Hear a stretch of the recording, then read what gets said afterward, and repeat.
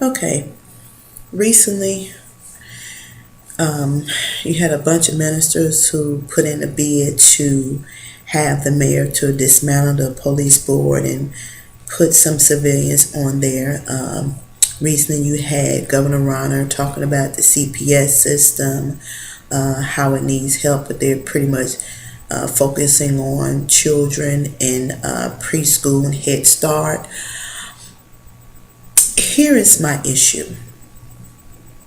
We have people in different areas of the city that has assigned positions that work locally, statewide, and citywide. It amazes me that when things get out of hand, not all ministers falls in this category, but it amazes me that when things get way out of hand, they conveniently collect themselves and they put a petition in and they become the voice for everybody. It also amazes me when these elected officials, your mayor and your governor, feel like the little brownie points they think they're going to get for doing the little things they should have been doing all the time is going to make a difference for the next election.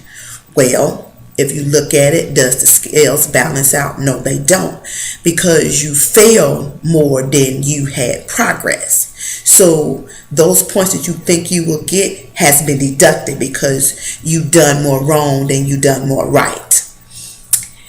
There is a need in the communities, and the communities you need to address those needs with, you don't. The west sides and the south sides is a hot mess, and recently the state rep took a trip down on the west side, Pine and Lake, and I just got a response on Facebook that they're going to tear the building down. But here's my problem: you all get TIF money that never sees those communities who's suffering and who's in need. So I'm saying to anybody that's listening, every registered voter, every constituent who is pissed off about these high property taxes, those same aldermen that gave you the break and they're going to give you $200, if you meet the regulations for the get to $200, are the same one who sat in the freaking room and made the decision on your behalf, not even considering that you're already financially stressed, that you can't afford it. So they're creating a hardship for the constituents, at the same time filling their pockets. So Emanuel, Governor Rauner, you aldermen who vote yes to your mayor and your governor, I have no sympathy. What I'm saying to everybody who's a registered voter, it's time to remove people from the seat. You need to start keeping a record of things that they do not do to represent you as a constituent and help you to live they make sure their lives are good. The public schools suck, but not one of their children are going to attend public schools. They're going to attend private schools in which they can afford to send their kids, and you can't afford to send your child to a private school. So do you think that's fair?